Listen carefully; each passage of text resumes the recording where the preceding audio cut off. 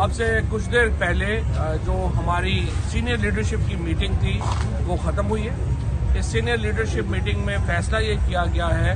कि फौरी तौर के ऊपर तहरीक-ए-इंसाफ राब्ता कर रही है इलेक्शन कमीशन ऑफ पाकिस्तान से, और इलेक्शन कमीशन ऑफ पाकिस्तान को हमने ये दरख्वास्त की है कि देखिए इलेक्शन का शेड्यूल आ चुका है, शेड्यूल आने के बाद 144 लगाने का कोई जवाज़ मौजूद नहीं है। जब एक तरफ नून लीग को मुकम्मल इजाज़त दी जा रही है रैलीज करने की, जलसे करने की, तो फिर तहरीक-ए-इंसाफ के ऊपर ये पाबंदी क्यों है? और फिर जिले शाह की जो शहादत है उसके ऊपर एक रद्द-ए-अमल आना लाजमी अमर है, और अगर आप पुरअमन रैलीज को इस तरह से रोकेंगे तो इसका फिर रद्द-ए-अमल आएगा। इंशाअल्लाह ताला सुबह 10 बजे हम इलेक्शन कमीशन जो प्रोविंशियल है उसको राब्ता करेंगे,